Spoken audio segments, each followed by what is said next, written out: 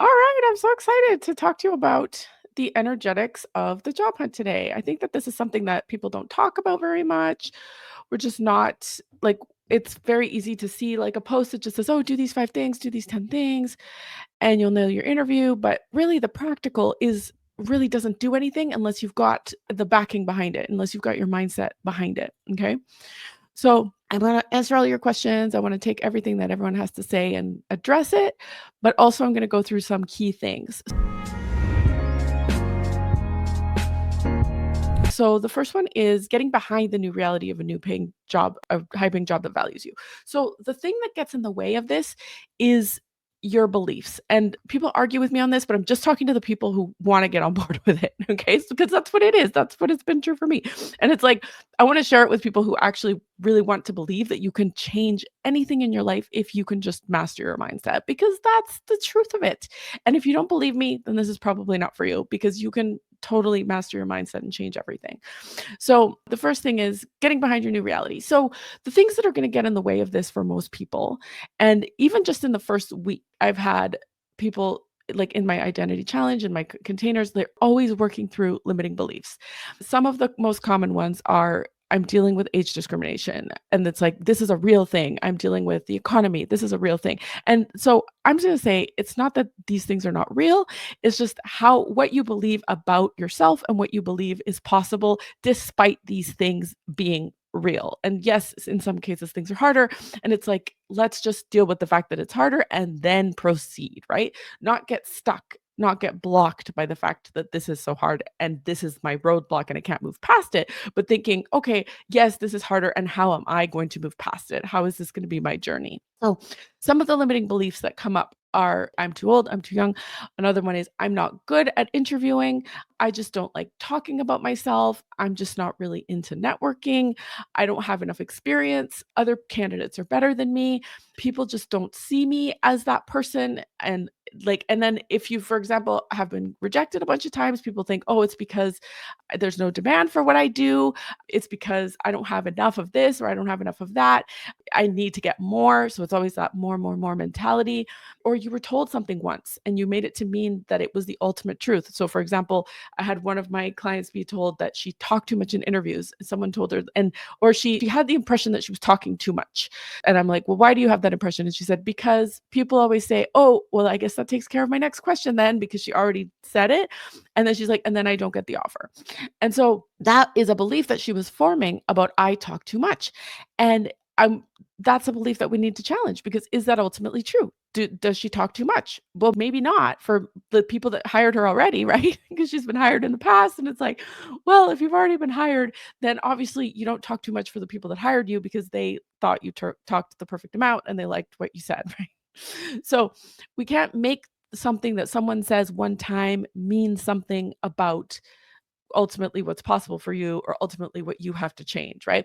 Another one came up was I'm too good at my job. I think that people think that I'm pointing out these things that are not above, like she was saying something about how she's really good at pointing stuff out that's substandard. So when there's something that is not like up to par, up to standards, and if there was going to be an investigation or an audit or something, like she would have caught that beforehand, and she's really good at catching that stuff. But the company or companies that she was in before actually didn't want to hear from her on that. They were just like, just be quiet, like don't actually tell us that, we're not interested in that. And so she took that to mean that she needed to like dim her light and like not be so strong about what she was communicating, and that she needed to ultimately be less good at her job, which would be the alternative to this, right? And so the coaching there was like, that's a limitation that has formed based on what had happened. And really, it's like, it's also an opportunity to step into being like, how am I going to be more of who I am? And how am I going to find the places where they actually appreciate this about me? And that takes courage, because yes, there's going to be places who just want to hire somebody to look good and like look like on the surface they fix the problem. They don't actually really want to fix the problem. I was in a situation like that too. And I ended up leaving because I was like, no, I'm actually here to fix the problem. I don't want, like, I'm not here just to make you look good, right?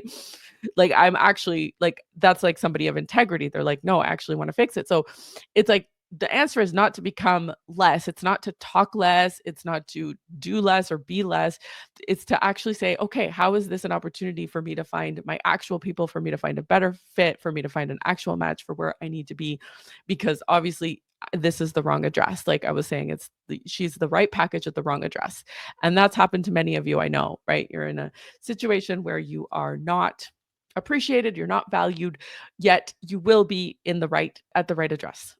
Right. All right. So getting behind it, regardless what beliefs were handed to you. So some beliefs can go back from when you were very, very young, right? It could be like, I'm not good enough. I had a client whose dad would always tell him that he was an idiot or something, right? And so then that stuck with him, right? It's like an old subconscious belief thinking he's an idiot, right? Even though he could have done all these things that prove that that's not true. And like, even if a child, like a young girl can teach herself how to speak Chinese, if she keeps being told she's an idiot, she will believe she's an idiot, right? So it's like, are there any things like that that could be getting in the way for you? Like, I'm not good enough. There are other people better. Like, or like one of my clients had this like, I'm a slow learner. I'm really slow. I'm always really slow. It's like, is that really true? Right? We can look at aspects of your life where that's not true at all. Right. And it's like, nothing is ultimately true unless you believe it is. And that's what you're believing right now is creating what you've got around you right now. And so it's just about reframing these stories. And you can ultimately process these limiting beliefs a lot faster and get your result a lot faster. It is like you get to see through this cloud of fog or this cloud of smoke, and you get to see the path in front of you. Or you just take a leap of faith and you start taking the actions, even though you can't see the next steps in front of you, and you will start to get there faster, right? The problem is when we sit in front of that cloud of smoke and we think, oh, I just have to wait for the smoke to clear, because the smoke is not going to clear on its own.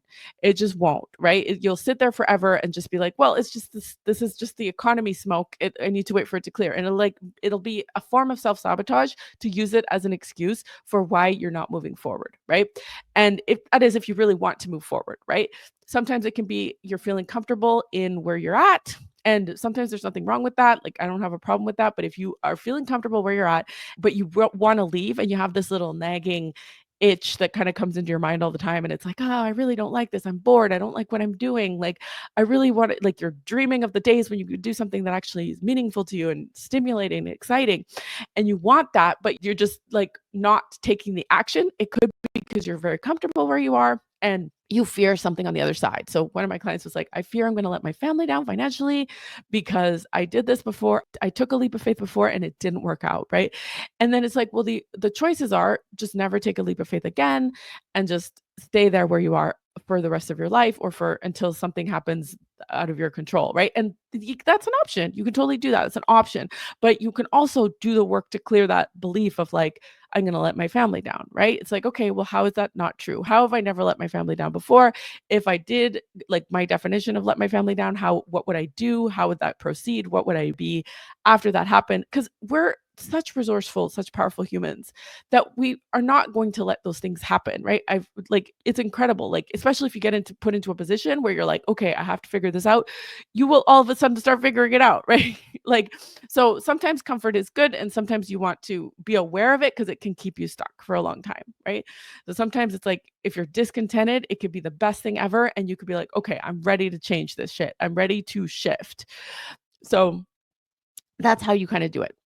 So the next thing, increasing your momentum where you're at. So when someone tells me that they are discouraged, they're exhausted, they are mentally done with the job search, there's a few things that I can see right away from coaching the people in my group and stuff that I can see can instantly kind of turn it around for them. One of those things is actually seeing how far you've come, right? And a lot of people will not look at their wins, and it's because they don't know how to, they don't know that they are wins, right? Like, you are farther ahead than someone else. That's just a fact, right? So someone else who hasn't even tried anything, hasn't decided anything, like you're farther ahead already than somebody else with your same goal, right? But you're not seeing that because you're like, well, I haven't gotten to the ultimate goal yet, right? So seeing those as steps, as being like, okay, I'm up the staircase, I'm like halfway up the staircase, these are all the steps I've already taken, these are the steps that are behind me, then that's great, right? It's like if you've been on a bunch of interviews and you've been rejected a bunch of times, and now you found me, for example, as your coach, or you've had a breakthrough, or you've been like, I can see why that happened now, you are way farther ahead, right? If you have finally reached out to that person that you were nervous to reach out to and you've got a call set up, or even if you just reached out and they didn't respond, you are farther ahead than you were. And so it's like, we're not seeing those things. Like, we're not seeing how much farther ahead we are, right? We're always seeing like how much more you have to climb. And when you look at it that way, you're going to be discouraged. You're going to be tired. Like, looking up is going to make you feel tired. If you look down and say, oh, look at how far I've come, look at how many steps I've already taken, look at all the experience I already have, then you're going to be able to unearth more brilliance from that. And you're going to be able to harvest more lessons and more things and more next steps and more knowledge from that experience. So that's one way to build momentum, like, is to get good at looking at your wins. And I can't tell you how many times people, like, on my calls, I'll be like, okay, well, you did that, that's a win. You did that, that's a win. You did that, that's a win. And they're like, oh, I wasn't seeing that as a win. I totally didn't register that that was something that was a win. And then they all of a sudden just feel this sense of relief and they are more motivated to move forward. Okay. And then the confident expectation, like, if you're not in a confident expectation of it happening, then there's a reason for that. You can move yourself into confident expectation. And it's just a practice. You got to do everything that you can to move yourself into the belief of it, the confident expectation of it. And from there, you're going to have more inspired ideas. You're going to have more things that you can do that you want to do. And sometimes you're not even going to be able to help but do them because it'll be easy, right? Like, you can have this idea that it's easy to take action towards your goals, that the next steps can become easy, they can become obvious, it can become super easy to take the action towards your goals, right? You can be led, you can be guided, and you are being guided and you are being led. Are you listening? Right? So sometimes my friend and I were joking the other day. She's like, my favorite form of self-sabotage is I create something and then I never promote it. And she's like, what's your favorite form of self-sabotage? And it was, I get an idea and then I don't act on it. Right? Or I get an idea and then I talk myself out of it. Right? And I know that a lot of people have that in common, right? Like, say you're like, you got this idea, you're like, oh, I should reach out to this person. And then you think, oh, but I don't want them to judge me for being unemployed. So maybe I just won't. I don't, like, it's better if they don't know. Right? And who knows, that person could have opened up a door. The 6 degrees of separation could have sprung into action and they could have introduced you to someone else. And you just don't know what could have happened from that if you don't do that, take action on that idea that you had. Right? So I have one client and she is really putting herself out there, doing some speaking at some conferences and like stepping into that leadership that she wants to step into, right? And she's wanting to get a job where she's leading a team and she's taking these steps that are like big steps, right? And so that's what courageous action is. It's taking a step that is not something you've done before necessarily, or not done it in that way, something different, something new, something that is a little scary for you. You want it to be scary for you because that means you're growing. Okay. And in this day and age, we have to, right? Because most people won't. So it's like, it's actually not that difficult, right? It can be easy for you to be the person who's taking the steps. So yeah, the increasing momentum, the way that you do that is by learning to get super good and granular at looking at your wins and looking at what you have already done and how good you have, and how that is learning, how it's like kindling for the fire you're building, because your fire is going to get huge. Like, you have to look at it, it's your responsibility to make your wins look amazing, right? So I had one of my mentors one time, she told me, I was like, oh, I only had like, I don't know, 20 people sign up for my thing. And she's like, what do you mean only? Like, if you had those 20 people over to your house, how would that be? And, or she's like, and if you had 20, like, she made it just seem like, she's like, if there were 20 trees, like, it just made it seem like 20 was a really big number, right? When I was making it seem like a small number. And it's like, oh, yeah, if I had 20 people in my house, like, that would be kind of a lot, right? Yeah. So it's like, it's our job to make our wins look as extraordinary as they possibly can, because that will motivate you. And it's like a cliche piece of advice, like, oh yeah, look at your wins, look at your wins. But it's like, people don't realize how much they're not doing that. They're not living by it. Right. So it's like I've been living by it, and it's just gotten me into the momentum just every day. I'm like, oh yeah, I'm so much farther along than I was before. So that's one thing that we really drill down on inside my programs and my group coaching. So that's how one way to increase momentum is looking at your wins. The other way is by doing crazy actions. So one of my mentors calls it batshit crazy action. That doesn't resonate with everyone. One of my mentors calls it courageous action, right? So it's like you can pick whatever you want to call it, but the definition of it is doing something you haven't done before or doing it in a different way than you've ever done it before. It scares you a little bit and it's out of your comfort zone. It's something new. It's something different, right? So it's not going to be applying for 100 more jobs or 1,000 more jobs online and not talking to anybody. That is not courageous action. That is very low stakes action. And then when you expect something from that low stakes action and then you don't get it, you get disappointed. And then you're like, oh, it's not working. It's like, no, it's not that it's not working. You are not working. And that's not, sometimes you don't know what you don't know, but that's what I'm here to tell you. So it is totally possible because you're going to when you remove the limiting beliefs as to like, why. So this is a common one. People are like, well, I don't want to reach out to people. I don't know what to say. I don't know who to reach out to. I don't know who to talk to. I don't know what to do. I don't know how to respond to this message. I don't know. Like it's very much in the overthinking, right? And overthinking is another way of self-sabotage. So if you overthink something, you can stay in the I don't know, I don't know, I don't know. And then you never have to actually do the thing and you never have to find out whether or not it worked or it didn't work, right? And whether it works or it doesn't work is great. It doesn't matter. It just means you're moving through the world and you're making things happen, right? And if something doesn't happen, it doesn't matter because now you at least know the answer from that. So you're going to move through to the next action, right? So those are two really good ways to build momentum. And I have like 10 more in my program. Clearing what's in the way, clearing the stuck, forced, rushed energy, and allowing in the new. So this is something that I see a lot of people doing too. And I used to do it too. It's forcing things, like being like, I have to sit down and I have to apply to this many jobs today. I have to reach out to this many people today. I have to do this. I have to do that. And it's like a chore and it's a slog and it's not fun, right? And so when you are going about it that way, it's going to be a lot harder to do it. Okay. You're going to have a very difficult time getting yourself to consistently do that. And if you do consistently do it, you're probably going to have low level results from it. I've got a couple questions here. How do you help us job seekers decipher if a job is worth your time applying for? Great question. Sometimes you can tell that it doesn't align with your values, but then when job matches are hard to find, can we afford not to apply? Okay, so that's your limiting belief is job matches are hard to find, right? So you think that's a fact, that's what you've seen, that's what you are witnessing evidence of. But what if job matches were not hard to find? What if they were around you and you couldn't see them yet because you thought that they were hard to find, right?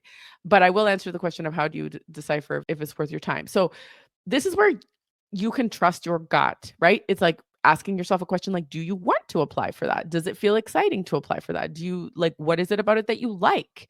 If you were to get that job, how would you feel? How would it feel being in the energy of having that job and doing and figuring out those things on the description? What would that be like for you? And get into that feeling. Does it work for you? Do you like it? It's a very much a personal choice, right? Do I want to go through this process? If they have like a really long, arduous process, do I want to go through it? If you don't want to, then like you don't have to do that. You can be like, what other way could I get through to this? Like get yourself thinking super creatively so that you can do it in a more easy, more fun way. Maybe it's like, oh, maybe it's not that job, but maybe it's this company. Maybe there's something really that I like about this company.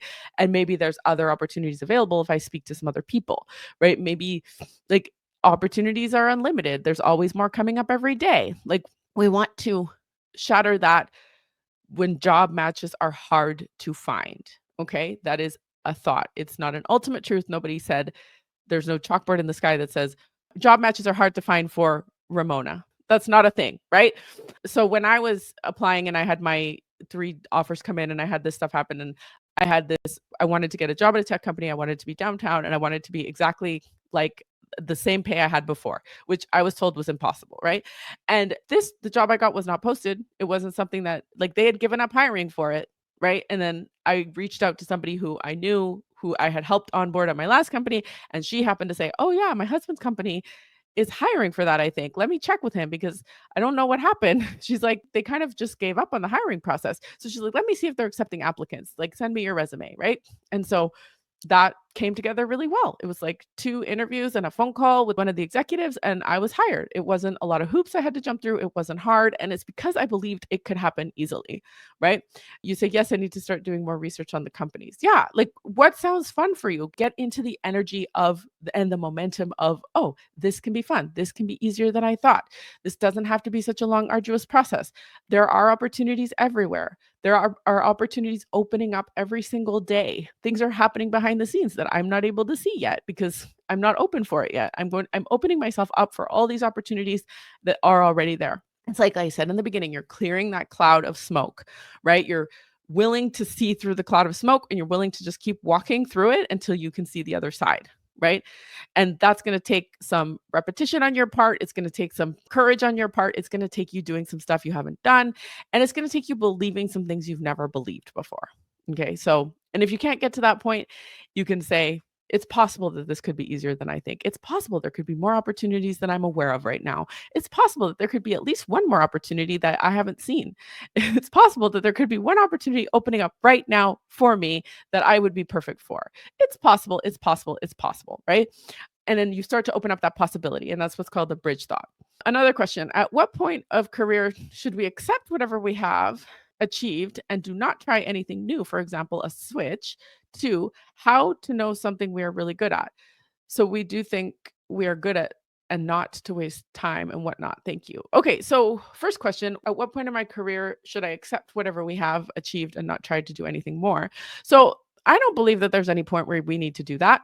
I'm like, I think that's BS. Like, why would we just accept it? You can, but like, what would be the upside in that, right? So my personal belief is we're humans, we're here to evolve, we're here to do big things. And if you have a desire to go do that thing, if you have a desire to make that switch, then you should totally go after it. That is your guidance. That is your desire, is your guidance. You are supposed to go after it because it's like your map, your compass. It's like you're being told, like, you have this desire, like, awesome, great. That desire is valuable and you should go do it, right?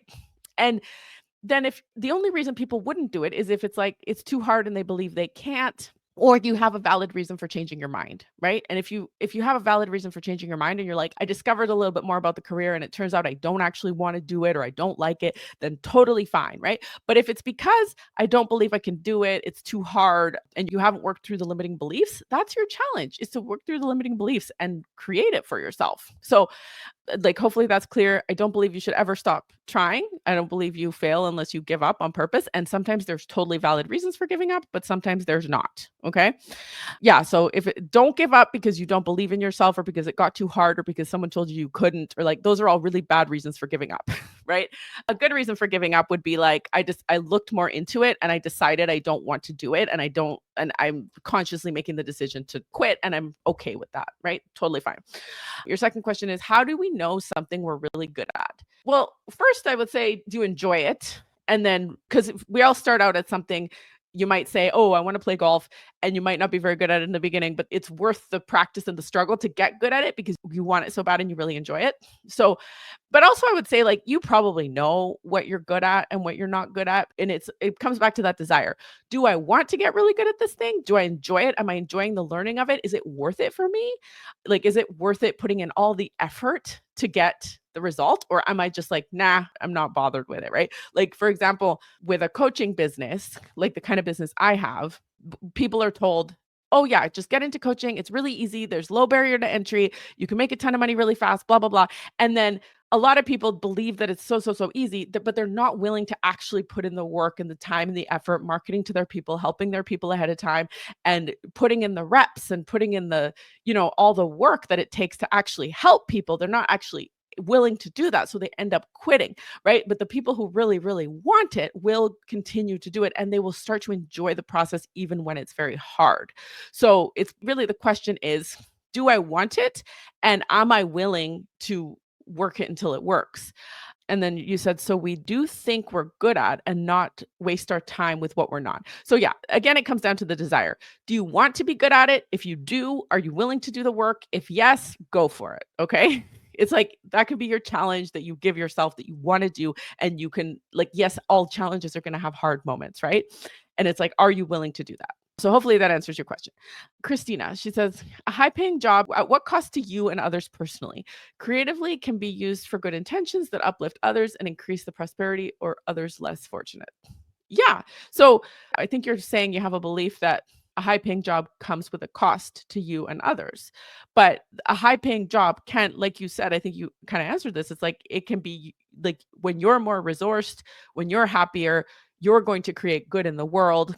Like, you need to be well resourced so that you can then be generous and be happy and be free Like there's nothing wrong with that, right? Like you should have that. We should all have that, right? It's all the limiting beliefs that get in the way of it. So I would say there's no bad consequence. There's no bad cost for me having a high paying job that I enjoy, right? That's the good that I am entitled to. That is a birthright. If I want that, I can have that, and I'm only going to do good with that, right? So that's what I would say about that. Christina also says, perhaps redefine success to be something far more wholesome than a bank account. You don't switch to a human experience, you live it. Yes. And like the thing is though, like you're implying that a bank account is not wholesome, but it's like, yes, a big bank account is wholesome as well. Like, and why could that be wholesome? Because it feeds your kids, right? Or it gives you great experiences, or you get to donate money to causes you love. Like a big bank account can be wholesome, right? So it's redefining it as all of it together, if that's what you want, right? Because I think a lot of us have a lot of shame around earning a lot of money. Like I've had clients who say things like, oh, but like, I don't think I even deserve to make that much. What if I can't deliver? What if I can't do this? What if I can't do that? It's like, well, you were a match for that money, for that paycheck, and you're going to put in all you can. And you're going to like, you deserve that. Like that is part of what you created and you deserve that. Otherwise you wouldn't have gotten it. And you can do good with all of that. Right. So I would say, yes, you don't sound like someone who should be handing out advice to others. A resounding immaturity appears to be coming from you. Oh, interesting. Okay. Not everyone wants to play golf. No, it's just an example. No, golfing is just an example. Yeah. So if anything I say doesn't resonate with you, then like just like it's fine. You can totally go and listen to someone else. Thank you. Thank you for those of you who are commenting. Okay, cool. Clearing the painful past and opening up space for new things coming in. Okay. So I'm going to continue with my points here unless there's other questions. But yeah, if something I say doesn't resonate with you, then or if I'm not resonating with you, then feel free to go spend your time doing something else because it's not going to be useful for you or me if I'm not resonating or something I'm saying is not making sense or you don't like it, right? Like that's why I say to my clients all the time, I'm like, if you don't resonate with what I say, if what I say doesn't make sense to you, it doesn't feel good with you, it doesn't sit right with you, then like don't listen to it, right? Throw it out and either listen, wait for me to say the next thing, or go and listen to someone who's more aligned with you. Okay. It makes absolutely no sense for people to come onto my live stream and start criticizing me or telling me that I shouldn't be doing what I'm doing. Okay. So I've been doing this for 10 years. I know I've helped a lot of people. I know I'm not for everybody. That is the whole point. Right. And so this is actually a really good lesson because people are not always going to like you. Right. When you go into an interview and maybe you'll have somebody who, is kind of short with you or they just didn't really give you a chance from the beginning and they're just kind of asking you some questions.